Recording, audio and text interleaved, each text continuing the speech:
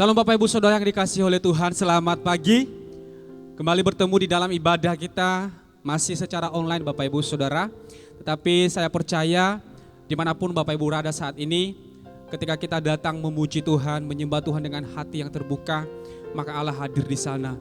Oleh sebab itu Bapak Ibu, mari kita siapkan hati kita untuk bersyukur kepada Tuhan, memuji, memuliakan nama Tuhan pada pagi hari ini. Sebelum kita memulai ibadah kita, mari kita berdoa. Tuhan Yesus yang baik, kami bersyukur buat anugerah yang besar yang senantiasa Engkau limpahkan atas kami sampai saat ini. Dan pagi hari ini Tuhan, kami mau mempersiapkan seluruh kehidupan kami, mempersiapkan hati kami untuk menyembah Tuhan, untuk bersyukur atas segala kebaikan Tuhan, melalui puji-pujian kami, melalui penyembahan kami, bahkan kami juga akan diisi oleh kebenaran firman Tuhan. Bapa, dimanapun kami berada saat ini, kami yang ada di rumah Tuhan, ketika kami datang di hadapan-Mu dengan hati terbuka, Engkau hadir menjamah kami, Engkau hadir menyertai kami, Roh-Mu ada bersama-sama dengan kami. Lawat setiap jemaat-Mu dimanapun mereka berada saat ini ya Tuhan. Terpujilah Engkau ya Bapa. Kami memulai ibadah kami menyerahkan semuanya ke dalam tangan Tuhan. Di dalam nama Tuhan Yesus kami berdoa, haleluya, amin. Haleluya. Tuhan, Engkau Allah yang senantiasa menolong kami, memegang erat setiap tangan kami, dan memberikan kami kemenangan di dalam menghadapi setiap persoalan. Dan ketika kami bersama dengan Engkau, kami menjadi orang-orang yang menang atas segala permasalahan yang kami hadapi. Haleluya. Terima kasih Tuhan.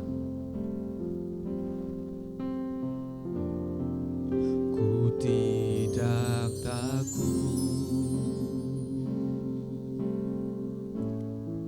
sebab Kau besertaku. Ku tidak bimbang, sebab Engkau Allahku.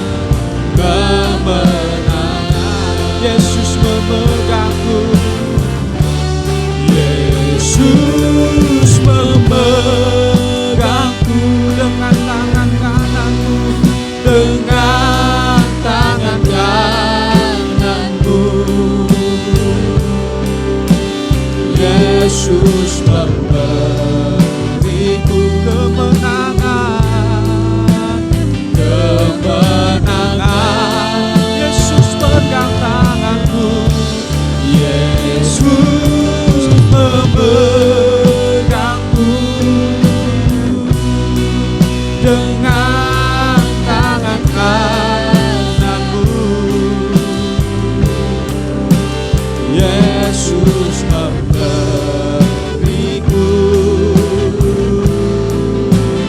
kemenangan. Yesus memberiku, Yesus memberiku Yesus memberiku kemenangan. Yesus memberiku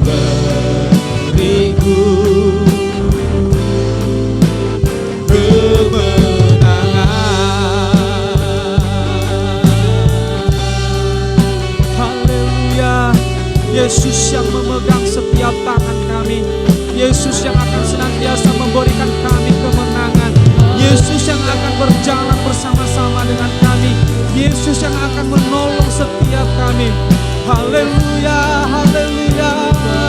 Engkau sumber kekuatan, sumber kemenangan kami Tuhan. Haleluya. Terima kasih Tuhan.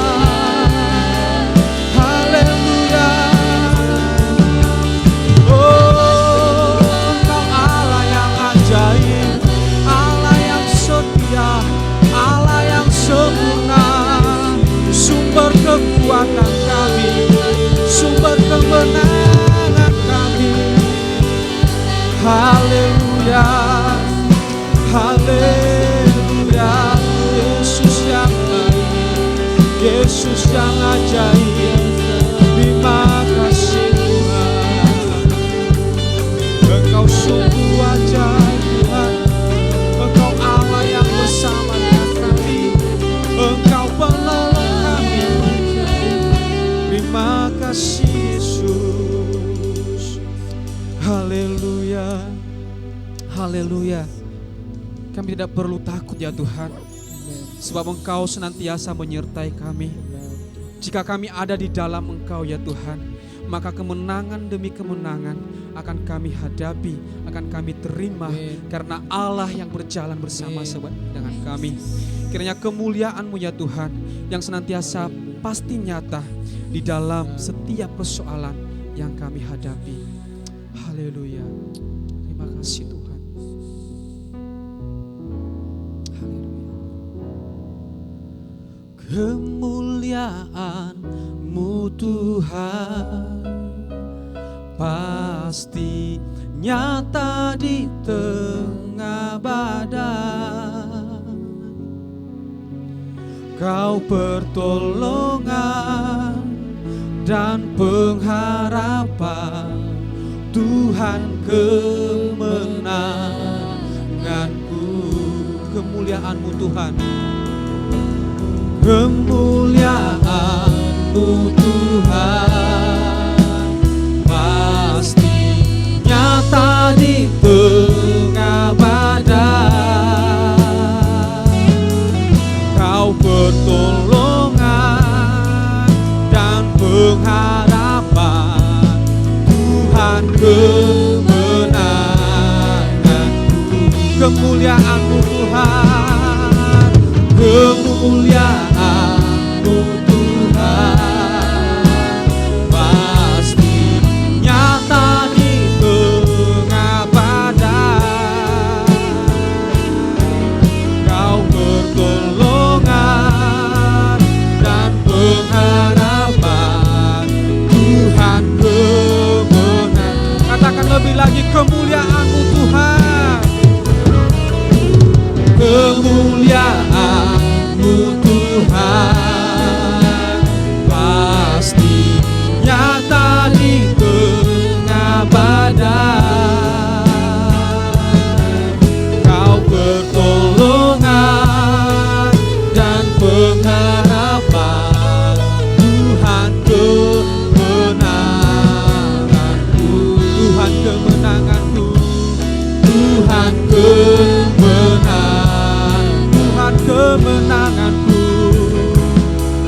Tuhan kemenanganku. Haleluya, haleluya, haleluya. Engkau adalah kemenangan kami ya Tuhan. Terima kasih, terpujilah Engkau Allah kami. Kami terus memuji Engkau. Kami terus menaikkan pujian dan penyembahan kami kepada Allah kami. Di dalam nama Tuhan Yesus kami terus menyembah Tuhan. Haleluya. Amin. Haleluya. Puji Tuhan. Bapak Ibu Saudara yang dikasihi oleh Tuhan, mari kita terus memuji Tuhan. Saya undang kita bersama-sama bangkit berdiri Bapak Ibu. Mari kita bersorak-sorak bagi Dia. Sebab Dia adalah Allah yang menyertai kita. Dan mari kita nyanyikan lagu pujian kita Bapak Ibu Saudara. Sebab peperangan kita bukan melawan darah dan daging. Amin.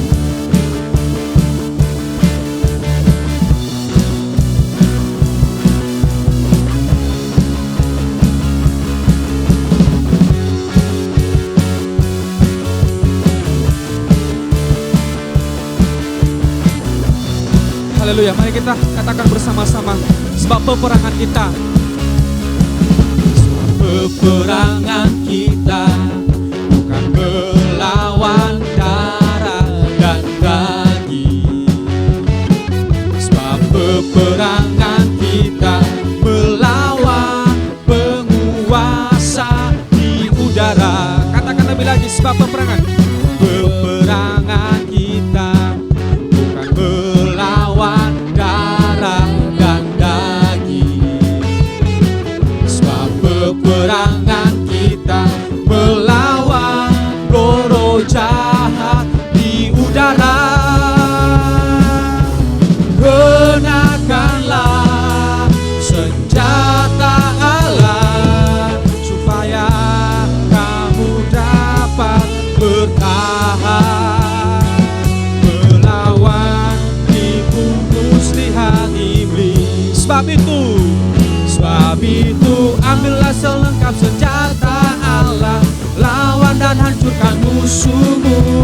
Berperang sebagai laskar Allah, kibarkan panji kemenanganmu. Sebab itu ambillah selengkap senjata Allah, lawan dan hancurkan musuhmu. Berperang sebagai laskar Allah, kibarkan panji kemenanganmu.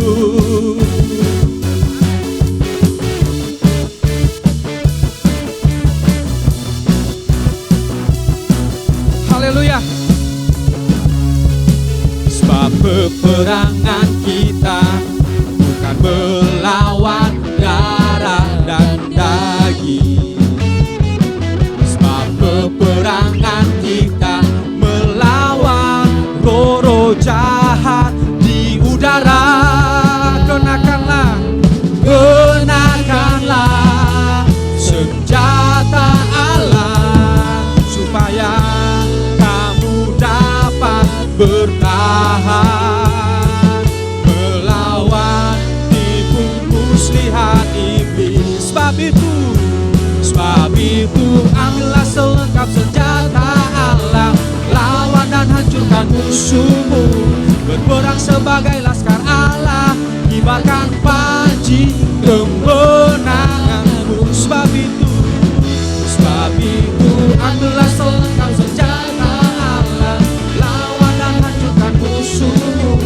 Berperang sebagai laskar Allah, kibarkan panji kemenangan.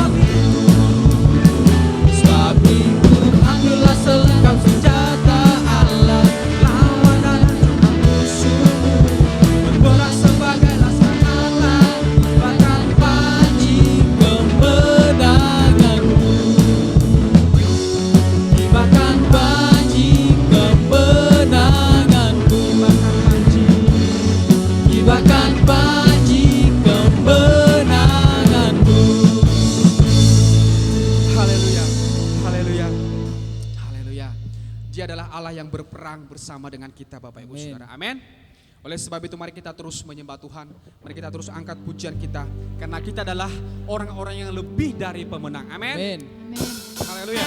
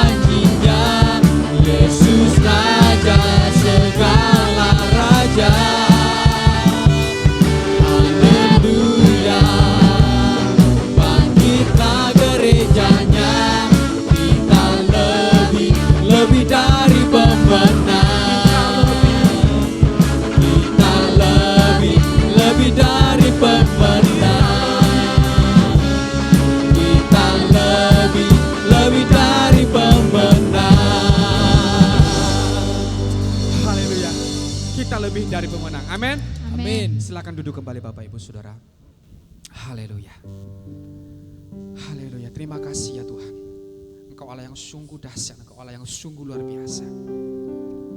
Haleluya. Terima kasih atas pengorbanan-Mu yang begitu luar biasa bagi setiap kami anak-anak-Mu ya Tuhan. Kami terus menyembah Engkau Allah kami. Allah yang begitu ajaib, Allah yang sempurna, Allah yang penuh kasih. Terima kasih. Saat ku masuk ke hadirat-Mu, bawa persembahan ke tempat kudus-Mu. Pujian ku naikkan, sembah ku berikan bagi-Mu Allah yang mulia.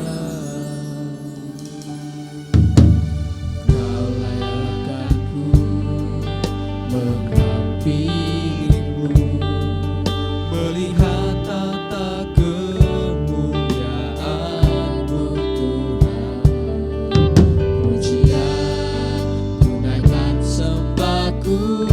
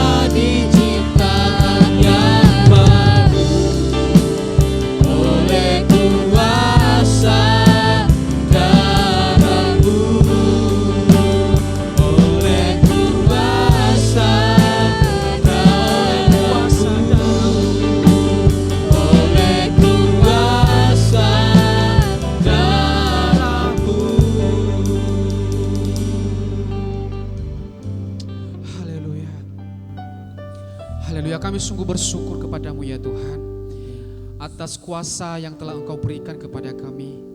Kami bersyukur buat setiap pengorbanan yang sudah Tuhan kerjakan atas kami.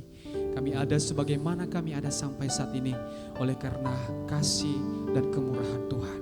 Dan pada pagi hari ini Tuhan, kami mau membuka hati kami, pikiran kami, seluruh hidup kami untuk diisi oleh kebenaran firman Tuhan. Kiranya Engkau Allah yang akan berbicara kepada setiap kami, sehingga firman yang kami dengarkan ya Tuhan boleh bertumbuh di dalam setiap hidup kami. Dan terlebih lagi Tuhan, kami boleh menjadi pelaku dari firman yang kami dengarkan setiap saat. Berkati hamba-Mu yang akan menyampaikan firman-Mu, berkati seluruh jemaat-Mu. Di dalam nama Tuhan Yesus kami siap mendengarkan firman-Mu. Haleluya, amin. Shalom Bapak Ibu, puji Tuhan untuk kasih karunia Tuhan yang senantiasa memelihara kita sampai pada hari ini. Tidak terasa kita sudah masuk pada bulan November 2021 dan kurang dari 2 bulan kita akan masuk ke tahun 2022. Allah baik, karena Dia telah memelihara kita khususnya pada masa pandemik yang sudah berjalan selama 2 tahun. Pada hari ini renungan firman Tuhan akan saya berikan tema yaitu memenangkan peperangan di dalam keluarga. Sebelum lebih lanjut membahas mengenai bagaimana memenangkan peperangan dalam keluarga, saya akan memberikan beberapa contoh dalam Alkitab tentang tokoh-tokoh bahkan Tuhan Yesus memenangkan peperangan dengan godaan. Waktu Dia digodai, waktu Dia dicobai oleh iblis, Yesus memenangkan peperangan. Dan ada tokoh-tokoh lain yang bisa memenangkan peperangan dalam keluarganya oleh karena menggunakan firman Tuhan. Kita mulai dari Matius pasal 4, bagaimana Yesus memenangkan peperangan melawan iblis waktu Dia dicobai di padang gurun. Di dalam Matius pasal 4 di situ bagaimana iblis mencoba untuk menggodai Yesus. Yaitu yang pertama-tama adalah iblis mencobai seperti ini. Jika engkau anak Allah, perintahkanlah supaya batu-batu itu menjadi roti. Kemudian apa jawab Yesus? Jawab Yesus, ada tertulis, manusia hidup bukan dari roti saja, tetapi dari setiap firman yang keluar dari mulut Allah.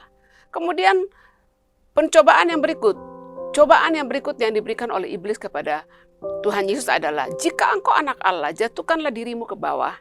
Sebab ada tertulis mengenai engkau, Ia akan memerintahkan malaikat-malaikatnya dan mereka akan menatang engkau di atas tangannya, supaya kakimu jangan terantuk kepada batu. Kemudian apa jawab Yesus? Ada pula tertulis, janganlah engkau mencobai Tuhan Allahmu. Kemudian pencobaan yang ketiga, yaitu iblis membawa Yesus ke tempat tinggi dan menunjukkan dunia. Dan iblis mengatakan kepada Yesus, semua itu akan kuberikan kepadamu asal engkau sujud menyembah kepadaku. Kemudian apa kata Yesus? Nyala iblis, sebab ada tertulis, engkau harus menyembah Tuhan Allahmu dan hanya kepada Dia sajalah engkau berbakti. Jadi di dalam Matius pasal 4, Yesus memberikan kepada kita teladan bagaimana melawan iblis, bagaimana menghadapi pencobaan-pencobaan dari iblis dan melawan kuasa serangan daripada iblis, yaitu dengan memakai firman Tuhan. Selanjutnya Ayub memenangkan peperangan dalam keluarganya dengan menguduskan anak-anaknya. Karena setiap kali dikatakan bahwa dalam Ayub pasal 1 ayat 5, setiap kali apabila hari-hari pesta berlalu, Ayub memanggil anak-anaknya dan menguduskan mereka keesokan harinya. Pagi-pagi bangunlah Ayub, lalu mempersembahkan korban bakaran sebanyak jumlah mereka sekalian. Sebab pikirnya mungkin anak-anakku sudah berbuat dosa dan telah mengutuki Allah dalam hati. Demikianlah dilakukan Ayub senantiasa. Jadi Bapak Ibu Saudara sekalian, Ayub memenangkan peperangan dalam keluarganya dengan memakai firman Tuhan. Yaitu caranya bagaimana? Dia menguduskan anak-anaknya, dia mempersembahkan korban bakaran, menguduskan anak-anaknya. Dia ingin memastikan bahwa anak-anak ini dalam kondisi hubungan yang benar dengan Tuhan, tidak sedang melakukan dosa. Karena waktu Ayub menaati firman Tuhan, tidak sedang menentang firman Tuhan, tidak sedang melanggar firman Tuhan, maka itu akan menjadi pelindung buat mereka, akan menjadi pagar buat Ayub dan keluarganya sehingga iblis tidak bisa menyerang mereka. Jadi hal Ayub mempersembahkan korban bakaran berbicara mengenai usaha Ayub untuk dirinya dan anaknya menaati firman Tuhan. Selanjutnya, perintah kepada orang tua di Israel yang dicatat di dalam Ulangan pasal 6. Saya akan bacakan beberapa ayat di sini. Kasihilah Tuhan Allahmu dengan segenap hatimu dan dengan segenap jiwamu dan dengan segenap kekuatanmu. Apa yang kuperintahkan kepadamu pada hari ini haruslah engkau perhatikan. Haruslah engkau mengajarkannya berulang-ulang kepada anak-anakmu dan membicarakannya apabila engkau duduk di rumahmu, apabila engkau sedang dalam perjalanan, apabila engkau berbaring, dan apabila engkau bangun. Haruslah juga engkau mengikatkannya sebagai tanda pada tanganmu, dan haruslah itu menjadi lambang di dahimu, dan haruslah engkau menuliskannya pada tiang pintu rumahmu dan pada pintu gerbangmu. Jadi orang tua di Israel diperintahkan oleh Tuhan untuk mengajarkan firman Tuhan kepada anak-anaknya waktu di rumah, waktu sedang dalam perjalanan, waktu berbaring dan waktu bangun. Selanjutnya, Yosua. Firman Tuhan menjadi kunci keberhasilan dan keberuntungan Yosua. Di dalam Yosua 1 ayat 8, firman Tuhan berbunyi kepada Yosua demikian. Janganlah engkau lupa memperkatakan kitab Taurat ini, tetapi renungkanlah itu siang dan malam, supaya engkau bertindak hati-hati sesuai dengan segala yang tertulis di dalamnya. Sebab dengan demikian perjalananmu akan berhasil dan engkau akan beruntung. Jadi, keberuntungan dan keberhasilan Yosua adalah waktu merenungkan firman Tuhan siang dan malam dan melakukannya. Dalam Lukas 11 ayat 20 Yesus mengatakan kepada orang-orang yang ada waktu dia melakukan mujizat. Yesus mengatakan apa? Jika aku mengusir setan dengan kuasa Allah, maka sesungguhnya kerajaan Allah sudah datang kepadamu. Jadi jika iblis diusir dengan kuasa Allah, maka kerajaan Allah datang. Kehadiran kerajaan Allah dalam hidup kita menjadi kunci untuk kita mengalami kemenangan di dalam peperangan kita setiap hari. Dalam Yakobus pasal 4 ayat 7-8 mengatakan, karena itu tunduklah kepada Allah dan lawanlah iblis, maka ia akan lari daripadamu. Mendekatlah kepada Allah dan Allah akan mendekatkan diri kepadamu. Tahirkanlah tanganmu, hai kamu orang-orang yang berdosa, dan sucikanlah hatimu, hai kamu yang mendua hati. Jadi Yakobus mengatakan bahwa tunduklah kepada Allah. Mendekatlah kepada Allah, maka iblis akan lari daripadamu. Menaati firman Tuhan, hidup sesuai dengan firman-Nya adalah kunci untuk iblis lari daripada kita. Dan itu menjadi kekuatan bagi kita untuk melawan iblis. Di dalam Efesus pasal 6, di situ Paulus memberikan mengenai perlengkapan senjata Allah. Bahwa di dalam kita menghadapi peperangan, Paulus memulai dengan mengatakan bahwa peperangan kita bukan melawan darah dan daging, tapi melawan penguasa-penguasa di udara. Kemudian Petrus juga berbicara mengatakan bahwa berjaga-jagalah, iblis itu berjalan di sekelilingmu seperti singa yang mengaum-ngaum, mengambil kesempatan untuk menerkammu. Dan Paulus memberikan kepada kita daftar dari perlengkapan senjata Allah yang kita harus kenakan setiap hari supaya kita bisa memenangkan peperangan dalam kehidupan kita. Yang pertama di situ dikatakan bahwa ada beberapa perlengkapan senjata Allah itu. Pertama ikat pinggang, kemudian ada baju sirah, ada kasut, ada perisai, kemudian ada ketopong, kemudian ada pedang roh. Nah, lambang-lambang senjata yang dipakai di sini adalah senjata yang dipakai oleh prajurit Romawi. Dan Paulus sedang mengatakan bahwa dalam hal dengan waktu kita berhadapan dengan kuasa kegelapan, kita itu sedang di dalam medan peperangan. Dan karena kita sedang dalam medan peperangan, kita harus mengenakan seluruh perlengkapan senjata Allah. Dan perlengkapan senjata Allah di sini adalah ikat pinggang. Apa itu ikat pinggang? Kebenaran. Kebenaran itu menjadi ikat pinggang kita. Kemudian baju sirah kita itu adalah keadilan. Kasut kita adalah apa? Memberitakan Injil damai sejahtera. Kemudian perisai kita adalah perisai iman. Dengan perisai iman itu kita bisa memadamkan semua panah api dari si jahat. Dan kemudian ketopong keselamatan atau helm. Kita pakai ketopong untuk melindungi kepala kita, melindungi pikiran kita. Dan kemudian kita diberikan pedang roh. Pedang roh itu adalah firman Allah. Jadi pedang roh yang kita pakai, kalau semua senjata-senjata tadi seperti ikat pinggang, baju sirah, kemudian kasut, perisai, semua ketopeng, itu semua adalah alat-alat untuk perlengkapan senjata untuk melindungi diri kita dari serangan. Tetapi kita diberikan pedang. Pedang itu untuk menyerang. Dan pedang itu adalah firman Allah. Jadi Paulus mengatakan bahwa jika engkau ingin menang melawan dalam peperanganmu, melawan kuasa-kuasa kegelapan, kenakan seluruh perlengkapan senjata Allah. Dan yang terpenting adalah pakailah pedang roh. Dan pedang roh itu, dengan pedang roh itu engkau akan mengalahkan si jahat, mengalahkan iblis. Dan pedang roh itu adalah firman Allah. Memenangkan peperangan. Bagaimana cara memenangkan peperangan dalam keluarga? Cara yang terbaik untuk memenangkan peperangan dalam keluarga adalah mengundang kerajaan Allah di dalam keluarga kita. Sekali lagi, bagaimana cara memenangkan peperangan? Bagaimana cara supaya bapak-bapak, ibu-ibu, anak-anak, nenek-nenek, semua yang ada dalam keluarga kita, mertua kita, menantu kita, besen, semua dalam hubungan-hubungan keluarga, bagaimana supaya seluruh anggota keluarga kita itu bisa memenangkan peperangan melawan kuasa kegelapan? Caranya adalah hadirkan kerajaan Allah dalam keluargamu. Kerajaan Allah sama dengan kehadiran Allah. Dosa dan pelanggaran berarti kita sedang tidak berada di dalam kerajaan Allah. Jadi kerajaan Allah berarti ada kehadiran Allah. Jika tidak ada kehadiran Allah, maka tidak ada kerajaan Allah. Dan dosa dan pelanggaran yang kita lakukan membuat kita tidak sedang berada di dalam kerajaan Allah. Yesaya 59 ayat 1-2 mengatakan, sesungguhnya tangan Tuhan itu bukan kurang panjang untuk menyelamatkan. Pendengarannya itu bukan kurang tajam untuk mendengar.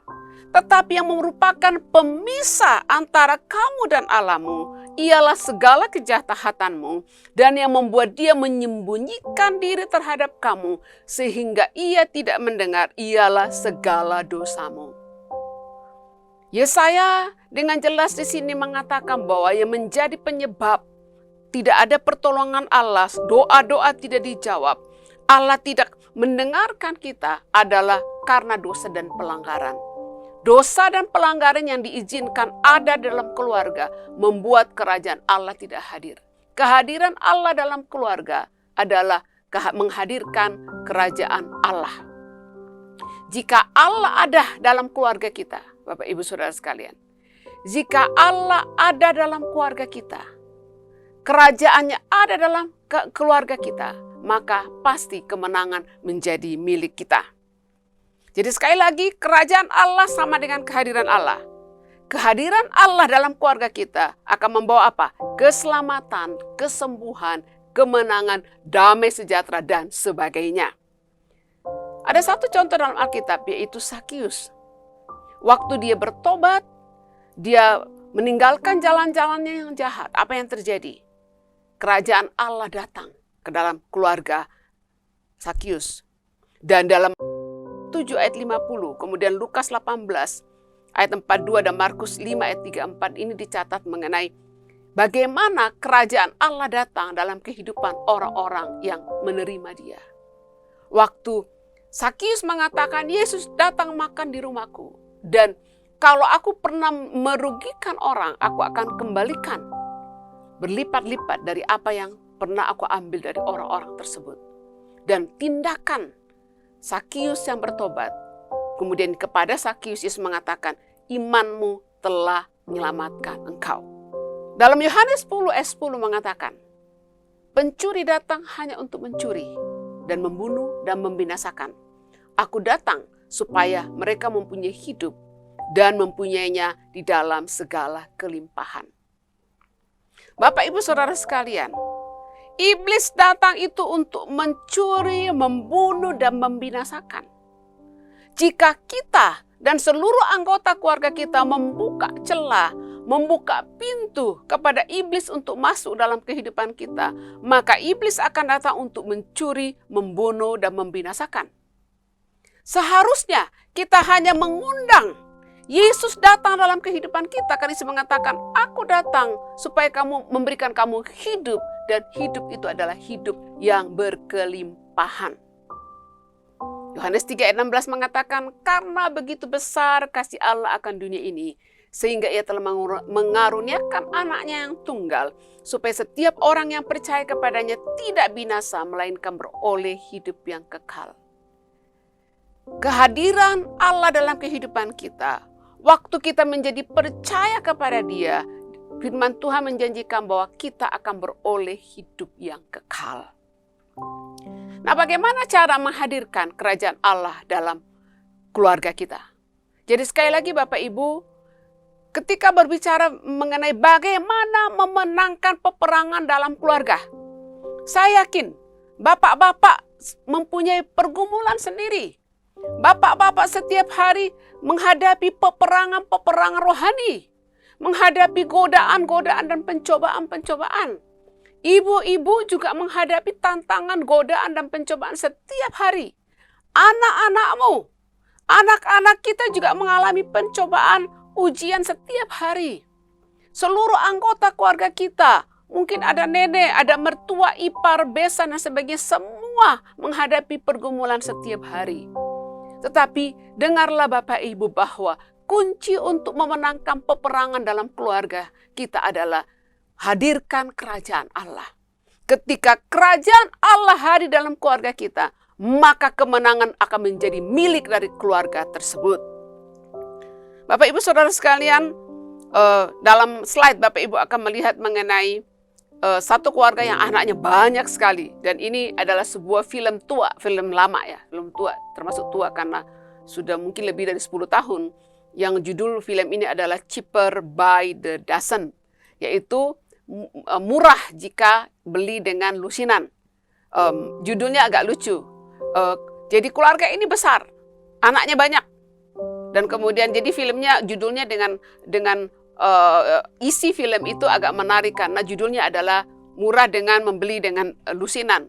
Nah, ini mungkin karena kaitan dengan anak, bahwa karena banyak anak maka apa-apa yang dibeli harus beli dalam jumlah yang banyak. Nah, Bapak Ibu Saudara sekalian, bayangkan jika dalam keluarga Bapak Ibu itu ada banyak anak.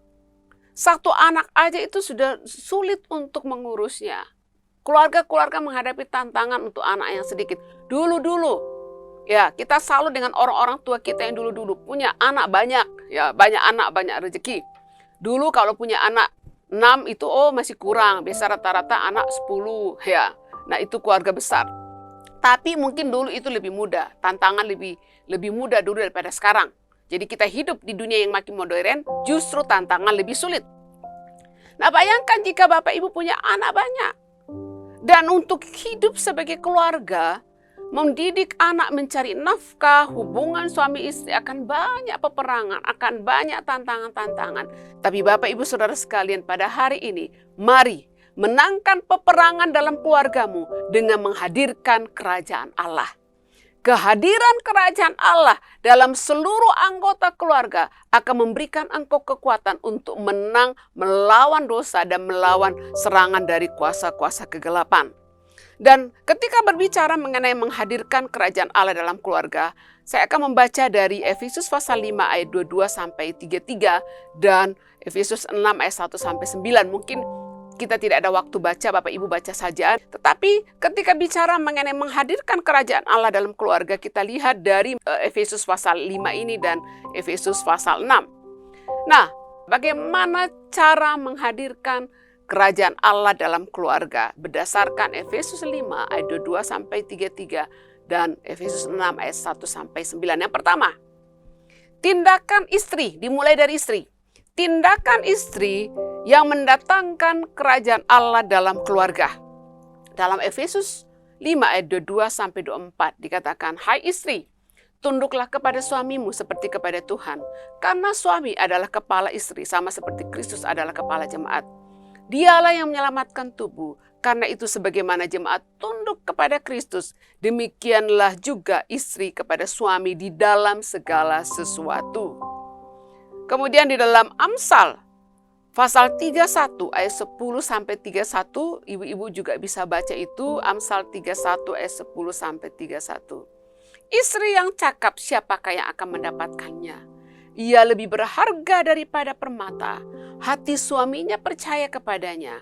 Suaminya tidak akan kekurangan keuntungan. Ia berbuat baik kepada suaminya dan tidak berbuat jahat sepanjang hidupnya. Kemolekan adalah bohong dan kecantikan adalah sia-sia. Tetapi istri yang takut akan Tuhan dipuji-puji. Jadi bagaimana cara istri mendatangkan kerajaan Allah dalam keluarga? Istri harus tunduk kepada suami seperti kepada Tuhan. Tunduk seperti gereja tunduk kepada Kristus sebagai kepala gereja. Suami adalah kepala dari istri. Kristus adalah kepala dari gereja. Dan perintah Allah kepada istri-istri adalah tunduklah kepada suamimu seperti gereja tunduk kepada Kristus. Dan Kristus adalah kepala gereja. Jadi ibu-ibu yang terkasih, ketika berbicara mengenai tunduk, Bapak, ibu-ibu bisa banyak alasan. Oh, saya tidak bisa tunduk kepada suami saya karena begini dan begitu dan begitu. Nah, ibu-ibu yang terkasih, perintah untuk tunduk kepada suami adalah perintah Tuhan. Tetapi untuk hal-hal yang baik, jika suamimu meminta engkau melakukan sesuatu yang bertentangan dengan firman Tuhan, ibu-ibu bisa memilih tidak tunduk. Ya, siapapun, apakah suami, apakah pemimpin, apakah orang tua, jika orang-orang tersebut meminta saya, meminta kita semua melakukan sesuatu yang bertentangan dengan firman Tuhan, kita tidak boleh melakukannya. Di dalam Alkitab juga diperintahkan mengenai, jika engkau adalah seorang bawahan, engkau harus tunduk kepada tuanmu. Tetapi bukan untuk hal yang jahat. Jadi garis bawahi di sini ibu-ibu ya, bahwa ketundukan yang Tuhan minta kepada suamimu adalah engkau menghormati, tunduk kepada suamimu sepanjang suamimu tidak meminta engkau melakukan sesuatu yang bertentangan dengan firman Tuhan. Jadi kerajaan Allah, istri mendatangkan kerajaan Allah dalam keluarga dengan apa? Tunduk kepada suami. Bagaimana cara tunduk kepada suami? Hormati suamimu. Baik di rumah, di depan anak-anak, maupun di depan orang lain. Tunjukkan penghormatan kepada suamimu. Tunjukkan ketundukan kepada suamimu. Jika suamimu memberikan saran-saran dan itu baik, engkau lakukan. Dan juga contoh ada konflik di dalam keluarga, ada masalah.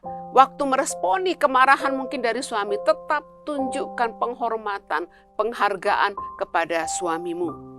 Istri-istri, cara engkau menghadirkan kerajaan Allah dalam keluargamu adalah dengan tunduk kepada suamimu. Kemudian, kepada suami, tindakan suami untuk mendatangkan kerajaan Allah dalam keluarga adalah apa? Mengasihi istri. Saya akan baca di dalam Efesus pasal 5 ayat 25 sampai.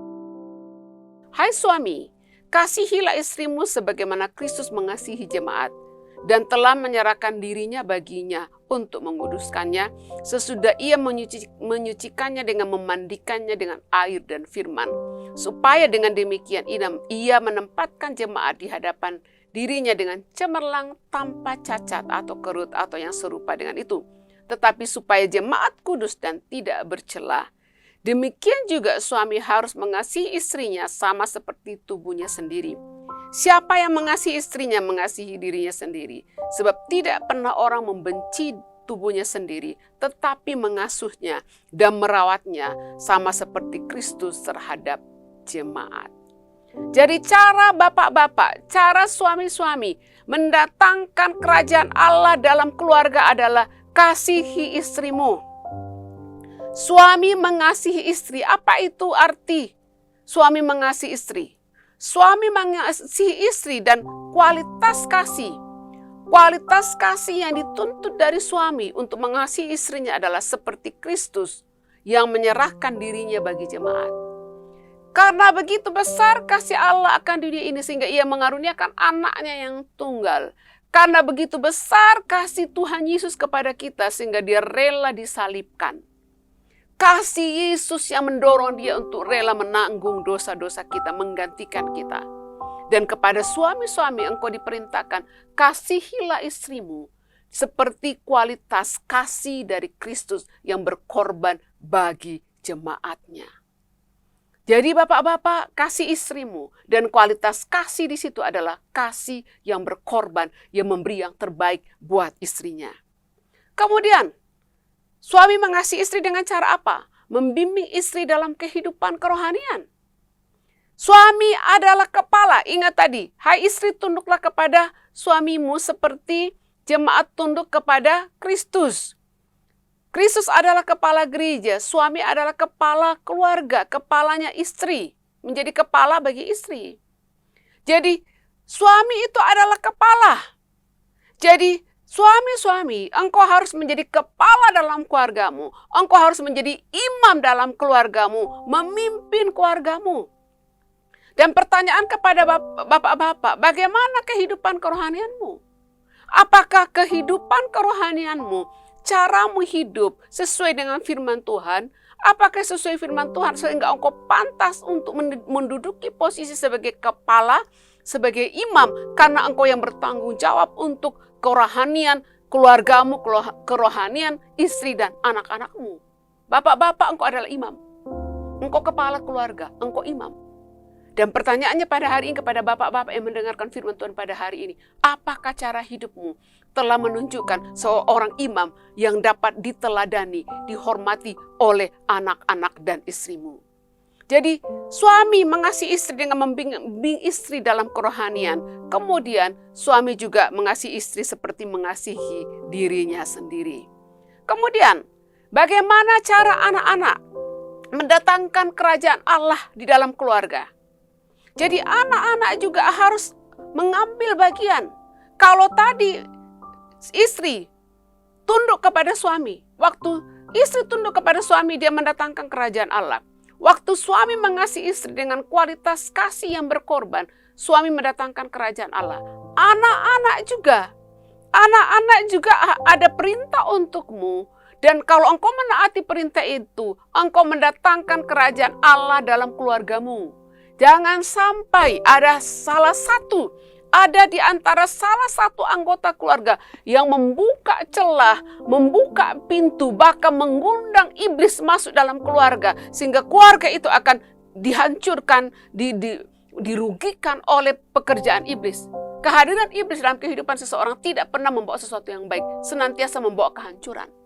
Dan anak-anak, pada hari ini apa perintah Tuhan bagimu untuk mendatangkan kerajaan Allah dalam keluargamu? Dalam Efesus pasal 6 ayat 1-3, hai anak-anak, taatilah orang tuamu di dalam Tuhan. Karena itu haruslah demikian, hormatilah ayah dan ibumu.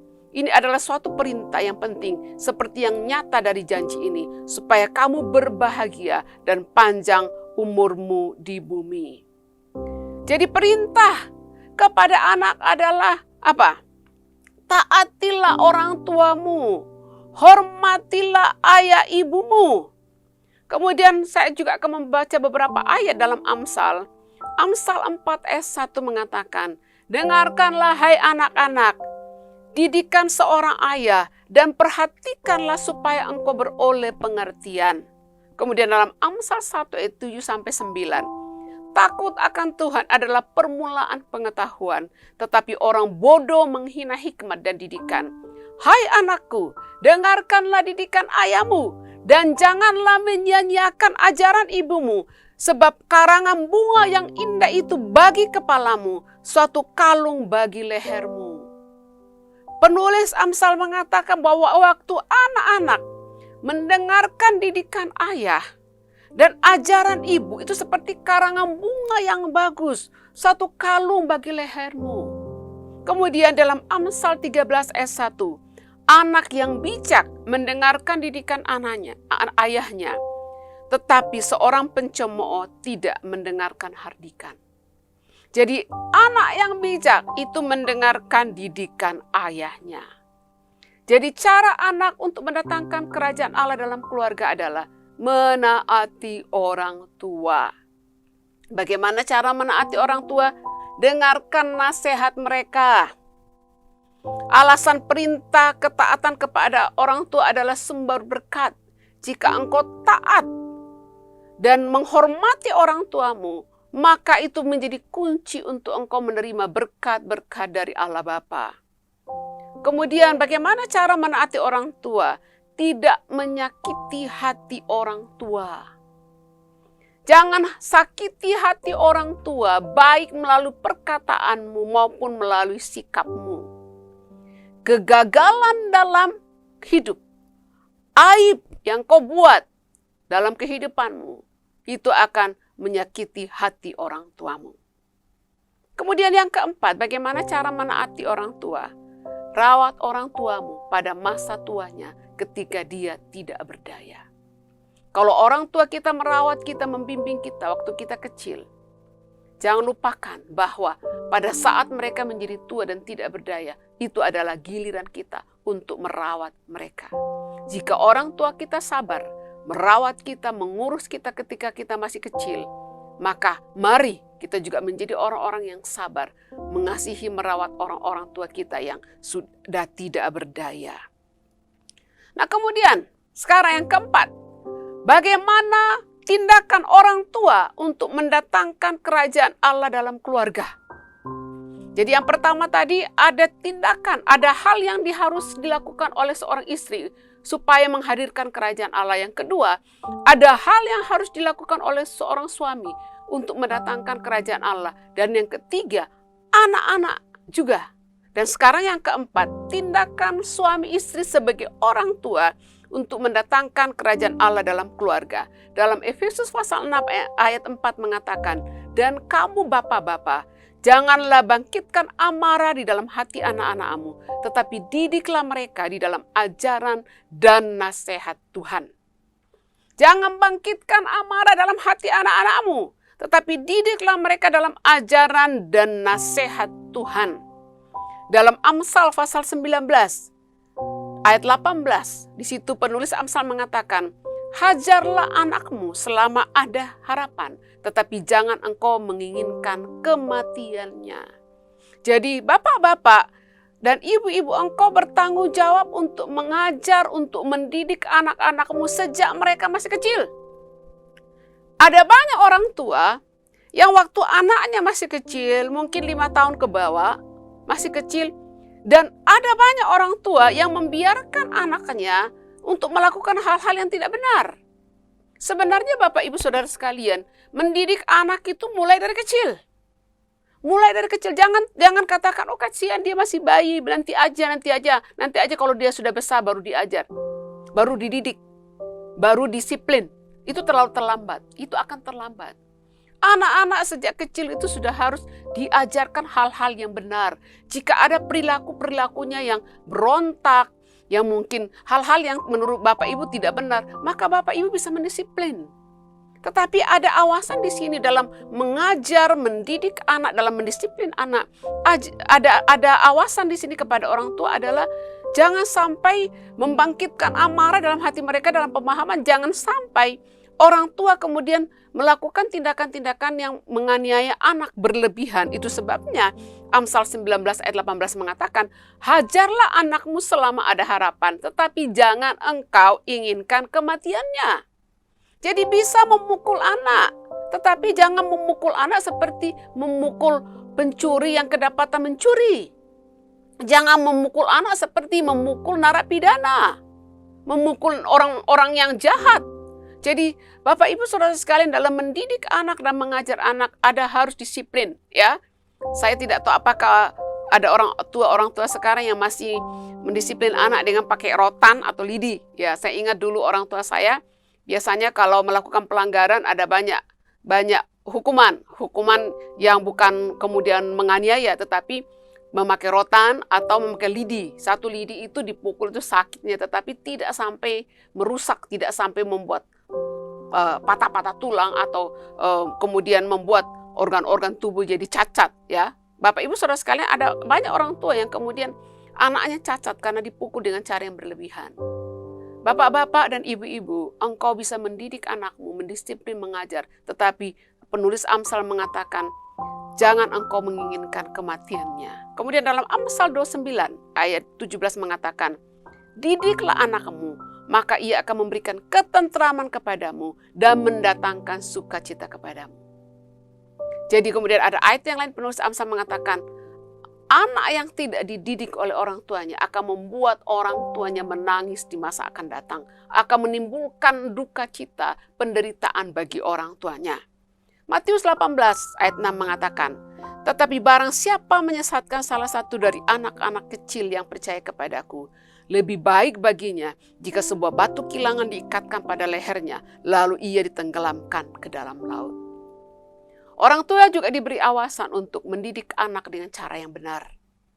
Di sini Yesus mengatakan jika ada orang tua yang kemudian menyesatkan salah satu anak, mungkin mengajarkan hal-hal yang bertentangan dengan firman Tuhan, jika engkau menyesatkan anak-anak dalam ajaranmu, dan seringkali Bapak Ibu Saudara sekalian, cara orang tua untuk mendidik anak itu bisa dengan perkataan, tetapi anak-anak juga melihat perilaku.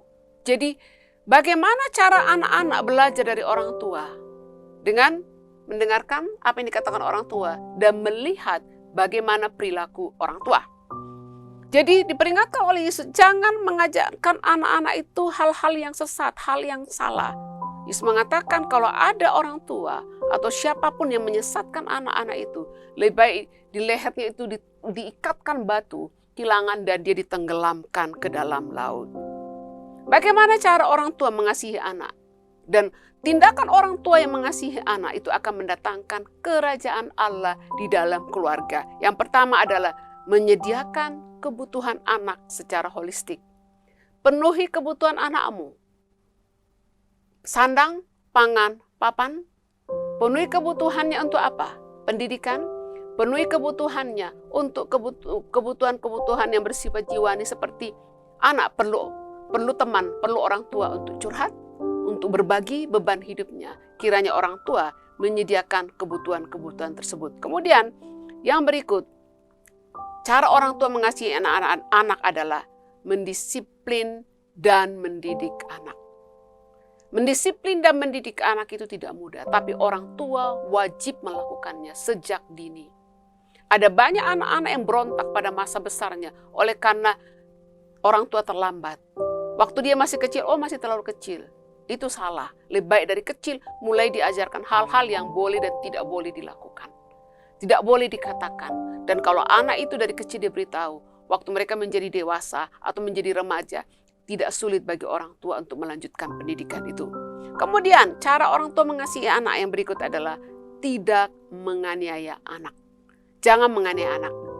Jadi bapak-bapak dan ibu-ibu, jika engkau sedang emosi, lebih baik tunda untuk menasehati anak.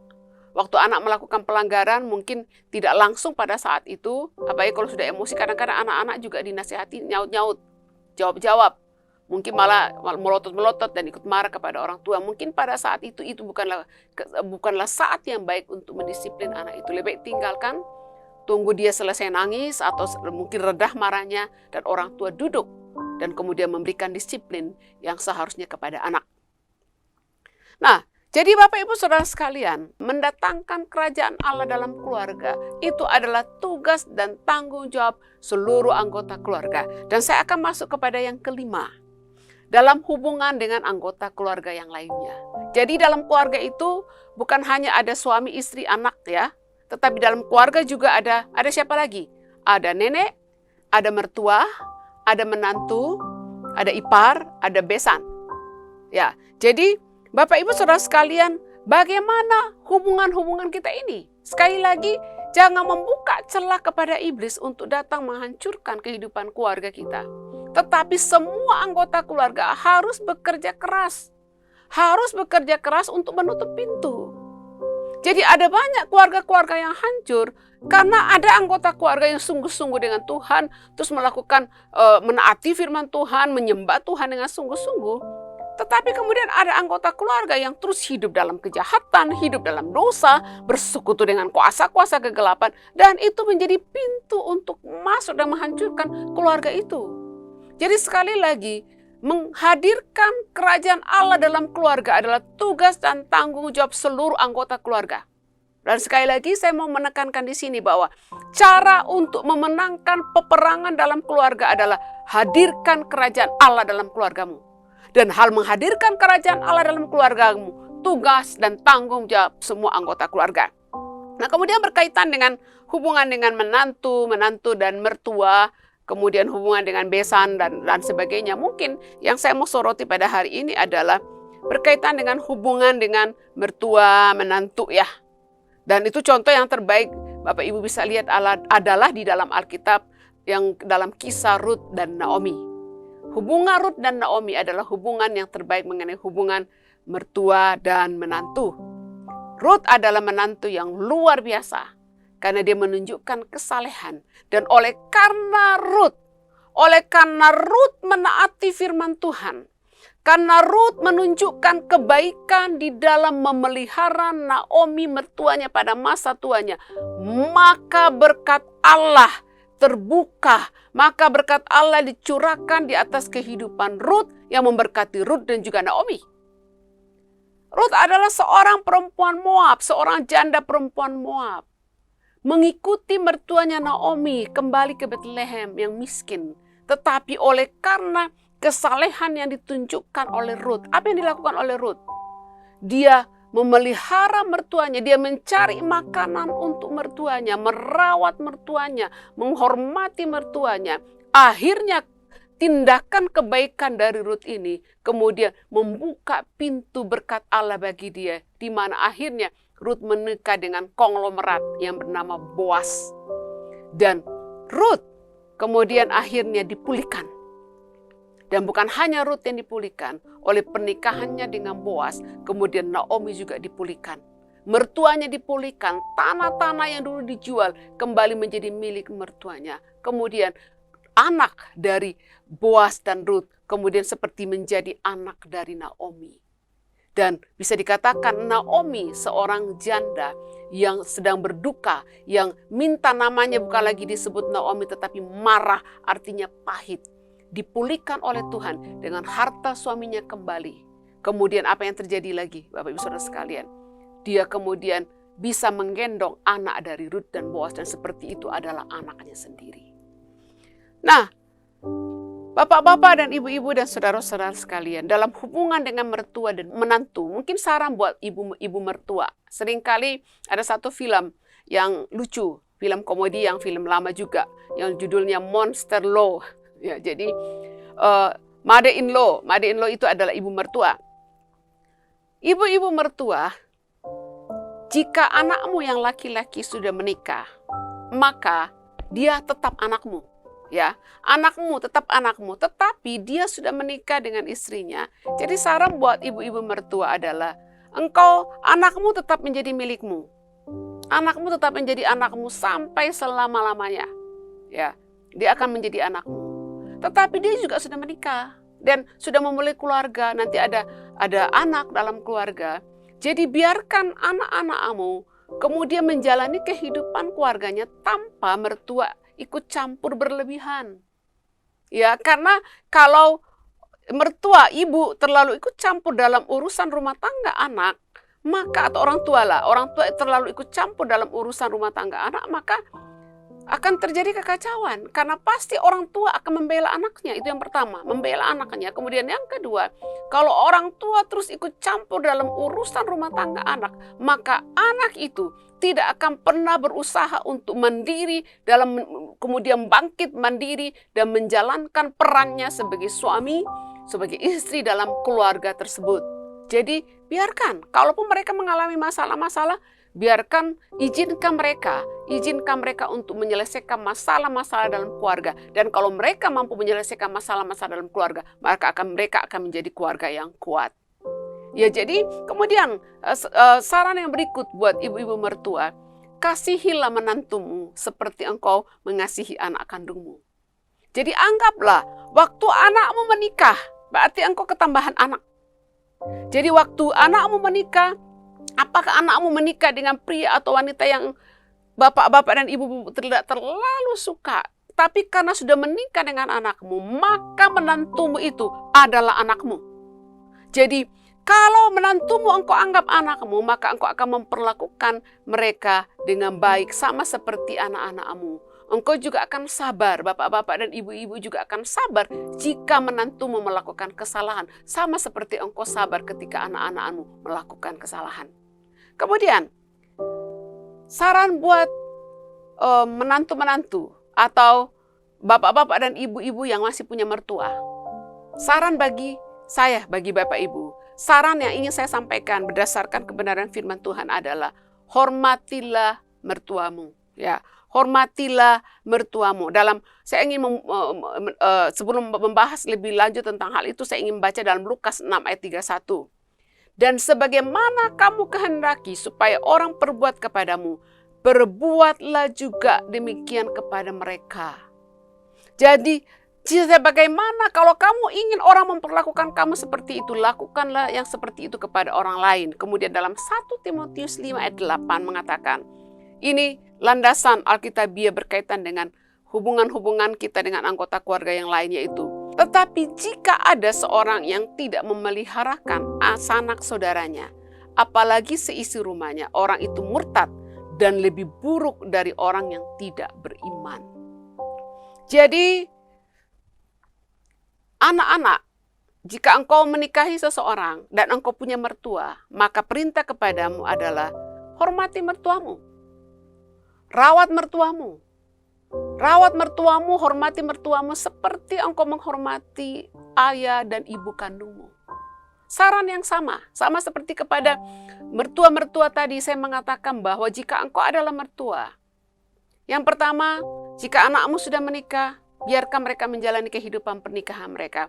Dan anggap menantumu itu sebagai anakmu. Dan sekarang saran kepada engkau, anak-anak menantu, jika engkau punya mertua, siapapun di antara Bapak Ibu yang punya mertua, saran kepada kita sekalian pada hari ini sebagaimana firman Tuhan dari 1 Timotius 5 ayat 8 tadi, bahwa engkau juga diperintahkan untuk rawatlah mertuamu.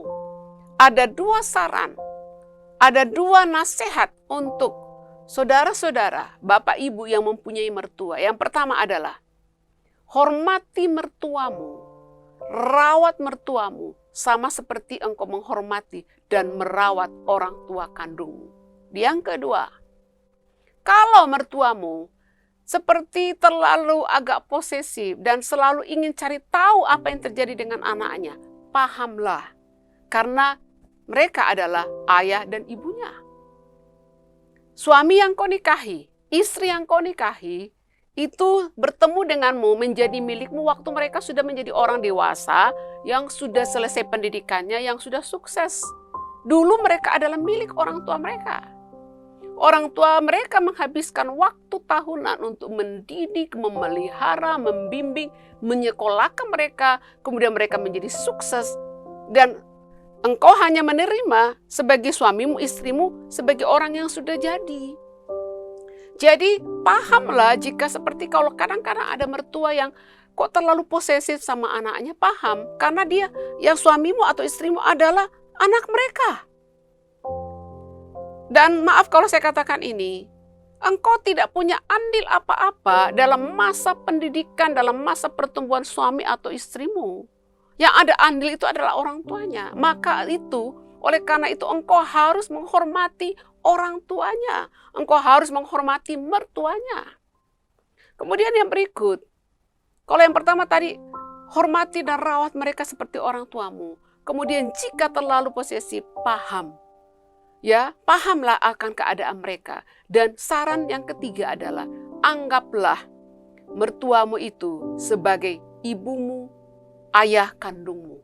Sebagai ibu dan ayah kandungmu. Dan sabarlah kepada mereka, khususnya pada masa tua mereka. Mereka menjadi mungkin kesehatan sudah menurun, mulai pikun, mulai kehilangan banyak hal. Kesehatannya makin menurun. Maka pada saat itulah engkau sebagai menantu-menantu, kasihilah mertuamu sama seperti engkau mengasihi orang tua kandungmu. Bapak Ibu Saudara sekalian, kembali kepada renungan firman Tuhan pada hari ini dengan tema memenangkan peperangan di dalam keluarga. Peperangan kita akan menangkan jika Allah hadir dalam keluarga kita. Dan kalau Allah hadir dalam keluarga kita, maka kerajaan Allah ada dalam kehidupan kita. Dan ketika kehadiran Allah ada dalam kehidupan kita, kerajaan Allah ada dalam kehidupan keluarga kita, maka kita akan bisa menjadi pemenang. Kita akan memenangkan peperangan-peperangan melawan kuasa kegelapan. Kita ada pagar di sekeliling keluarga kita sehingga tidak ada celah bagi iblis untuk datang memporak-porandakan keluarga kita. Dan saya ingin mengulang dengan singkat. Yang pertama, hai istri, tunduklah kepada suamimu seperti gereja tunduk kepada Kristus. Kemudian, hai suami, kasihilah istrimu dengan kualitas seperti kasih Kristus yang menyerahkan nyawanya bagi jemaatnya. Kemudian, hai engkau suami istri dalam peranmu sebagai orang tua, didiklah, ajarlah anakmu dalam ajaran dan nasihat Tuhan. Tetapi jangan menganiaya mereka, jangan mendidik mereka, mendisiplin mereka sampai melakukan hal-hal yang sudah termasuk dalam tindakan kekerasan. Kemudian yang keempat, hai anak-anak, hormatilah ayah ibumu. Jangan menyakiti hati mereka dan rawatlah mereka waktu pada masa tua. Dan kemudian yang keempat, yang kelima, berkaitan dalam hubungan kita dengan orang yang lain dalam keluarga kita, dan dalam hal ini adalah berkaitan mungkin dengan nenek, dengan mertua, dengan besan, dengan menantu. Mari menghormati satu sama lain, memperlakukan mereka sebagaimana yang dikehendaki oleh Tuhan. Kasihi mereka. Hai mertua-mertua, kasihilah menantumu seperti engkau mengasihi anakmu sendiri. Hai menantu-menantu, hormatilah, rawatlah, peliharalah mertuamu sama seperti engkau memelihara orang tua kandungmu. Dan kemudian kita juga mungkin masih punya nenek atau hubungan-hubungan yang lain. Mari kita melakukan perintah Tuhan untuk melakukan yang baik, menunjukkan kemurahan kepada orang-orang di sekitar kita. Kiranya firman Tuhan ini menolong kita untuk hidup sebagai keluarga. Dan mari bertanggung jawab, mari bangkit untuk melakukan tugas kita. Untuk melakukan tugas kita, supaya dengan ketaatan kita kepada firman-Nya, kita menghadirkan kerajaan Allah. Ya, jika ada kerajaan Allah dalam kehidupan kita, maka kemenangan menjadi milik kita. Keluarga akan mengalami kemenangan. Dan keluarga tidak akan menjadi tempat, tidak menjadi sasaran empuk untuk iblis datang menghancurkan dan memporak-porandakan. Kiranya renungan firman Tuhan pada hari ini memberkati kita semua. Mari lembutkan hati kita. Dan jika ada hal-hal yang perlu diubah dari bapak-bapak, dari ibu-ibu, dari anak-anak, mari kita datang kepada Tuhan dan mengatakan, Tuhan, ubahkan aku. Tolong aku untuk berubah dan menaati firman-Mu. Maka berkat Allah akan tercurah di atas kehidupanmu. Puji Tuhan untuk firman Tuhan pada hari ini, dan mari kita berdoa. Bapa dalam surga, kami mengucap syukur buat firman-Mu. Firman-Mu yang telah membimbing kami ke dalam kebenaran-Mu. Kebenaran-Mu yang Kau ajarkan kami pada hari ini, bagaimana cara memenangkan peperangan dalam keluarga. Kami hanya bisa menang melawan serangan-serangan, godaan-godaan, dan tipuan-tipuan, cobaan-cobaan dari iblis dengan kuasa firman Tuhan. Karena waktu kami menaati firman Tuhan, kami menghadirkan kerajaan Allah. Engkau ada dalam kehidupan kami. Waktu Engkau ada dalam kehidupan kami, maka iblis akan lari daripada kami. Tuhan pada hari ini mendoakan istri-istri. Tuhan menolong mereka dalam nama Yesus untuk tunduk kepada suaminya di dalam kasih. Mendoakan untuk suami-suami, kiranya mereka mengasihi istri mereka dengan kualitas kasih yang berkorban seperti Kristus menyerahkan nyawanya bagi jemaatnya. Dan Tuhan berdoa juga buat orang-orang tua, kiranya memberikan mereka hikmat dan kasih untuk mengasihi, mengajar, dan mendidik anak-anak mereka dalam jalan yang takut akan Tuhan. Tuhan, kami juga berdoa Tuhan buat anak-anak, kiranya mereka menjadi anak-anak yang menghormati dan tunduk kepada orang tuanya. Tidak menimbulkan sakit hati kepada orang tuanya. Dan kami juga berdoa Tuhan, bagi kami Tuhan, bagi umat-Mu yang mempunyai mertua atau mempunyai menantu, kiranya kami juga akan menunjukkan kasih kami kepada mertua, kepada menantu dengan cara yang dikehendaki oleh Allah. Terima kasih buat firman-Mu Tuhan. Kiranya kami menjadi pelaku-pelaku firman-Mu, maka kerajaan-Mu akan datang. Maka kami akan memenangkan peperangan kami dalam keluarga kami. Terima kasih Tuhan, kami mengucap syukur buat firman-Mu dalam nama Yesus. Amin. Bapak Ibu Saudara sekalian, selanjutnya kita akan masuk ke dalam perjamuan kudus. Saya persilakan kepada bapak-bapak dan ibu-ibu untuk mulai membagikan unsur-unsur perjamuan kudus kepada anggota keluarganya. Silakan.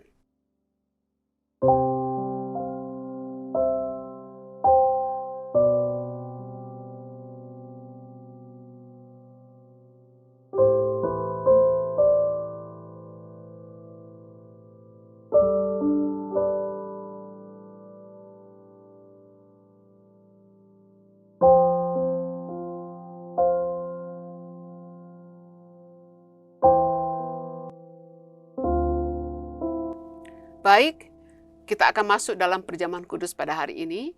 Sebelum kita masuk dalam perjamuan kudus, mari memastikan bahwa seluruh anggota keluarga sudah mendapatkan unsur-unsur perjamuan kudus. Jika sudah mendapatkannya, mari Bapak Ibu mengambil roti dan mengangkat di tangan kanan. Dan saya akan membacakan firman Tuhan.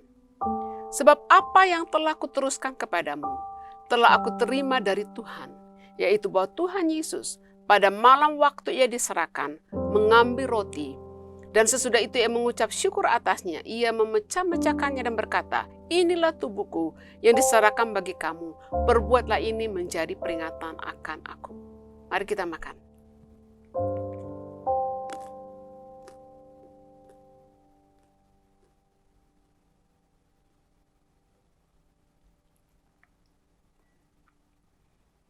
Selanjutnya mari mengangkat cawan di tangan kanan, dan saya akan membacakan firman Tuhan. Demikian juga ia mengambil cawan sesudah makan lalu berkata, cawan ini adalah perjanjian baru yang dimateraikan oleh darahku. Perbuatlah ini setiap kali kamu meminumnya menjadi peringatan akan aku.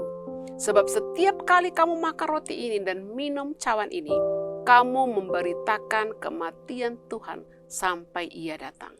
Mari kita minum.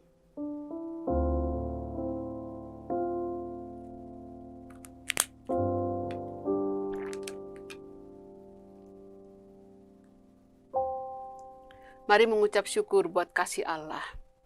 Pada hari ini Bapak Ibu kita telah masuk dalam perjamuan kudus, mengingatkan kita tentang kasih terbesar dari Tuhan Yesus, yang rela mati menggantikan kita. Darahnya tercurah, tubuhnya dirobek-robek, tubuhnya mengalami luka oleh karena kasihnya kepada kita. Dan kiranya waktu kita mengingat kasih Allah yang besar bagi kita, itu akan mendorong kita untuk hidup sesuai dengan firman-Nya. Kita akan masuk dalam doa syafaat pada hari ini, Bapak Ibu. Mari kita berdoa. Bapa dalam surga, kami mengucap syukur untuk hari ini. Terima kasih buat firman-Mu, terima kasih buat persekutuan dengan tubuh dan darah-Mu. Kami mengucap syukur buat kasih-Mu. Kami mengucap syukur buat kasih karunia-Mu yang senantiasa nyata dalam kehidupan kami. Pada saat ini Tuhan, kami akan berdoa bagi bangsa dan negara kami. Kami berdoa buat bangsa Indonesia, kami berdoa buat Pak Presiden Jokowi dan Pak Wakilnya Tuhan. Kami berdoa buat pemerintah pusat, pemerintah daerah Tuhan, menolong mereka. Kiranya hikmat-Mu, urapan-Mu, kasih-Mu memenuhi hati mereka. Dan dengan hikmat dan kasih ini, mereka akan membangun bangsa ini. Mereka akan menolong seluruh warga negara Indonesia. Tuhan berdoa secara khusus buat hikmat untuk terus bekerja keras untuk menangani penyebaran COVID-19. Kami bersyukur Tuhan bahwa kondisi di Indonesia mulai membaik Tuhan. Kami berdoa Tuhan kiranya seluruh warga negara Indonesia juga terus menaati protokol kesehatan Tuhan. Tolong bangsa kami Tuhan, kiranya virus corona dilenyapkan dari bangsa ini Tuhan. Sehingga kegiatan bisa dapat berjalan kembali normal. Tuhan, kami juga berdoa buat kebangkitan dari perekonomian di bangsa kami. Tuhan, kami tahu selama 2 tahun ekonomi bangsa kami terpuruk oleh karena pandemi COVID-19. Kami berdoa Tuhan memberi hikmat kepada pelaku-pelaku usaha untuk bangkit, untuk mengembangkan kembali usaha mereka.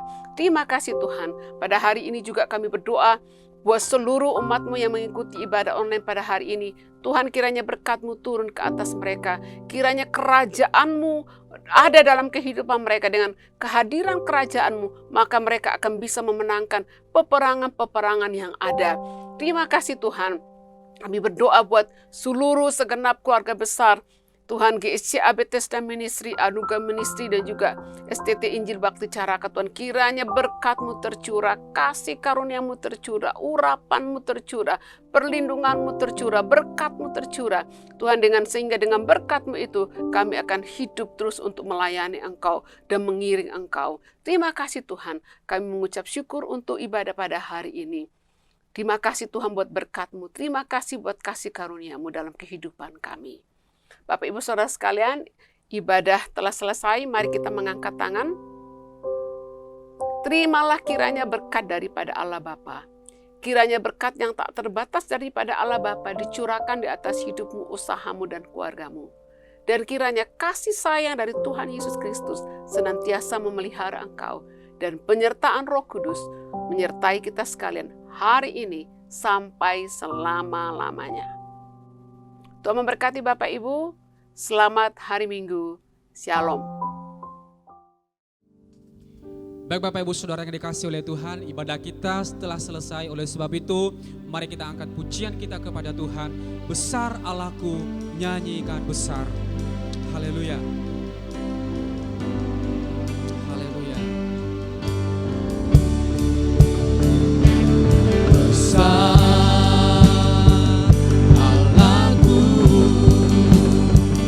nyanyikan besar Allahku, selamanya besar dan ajaib Tuhanku.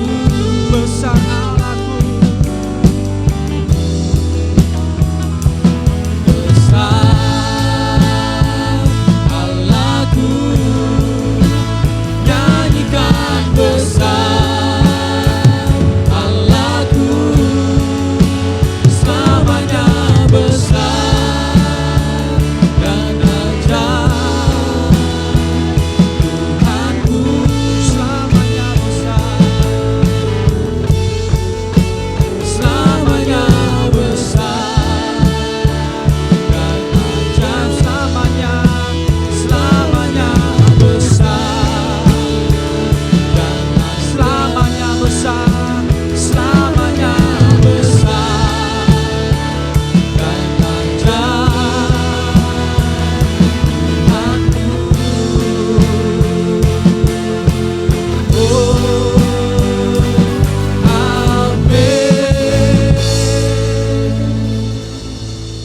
Selamat hari Minggu, Tuhan Yesus memberkati. Salam.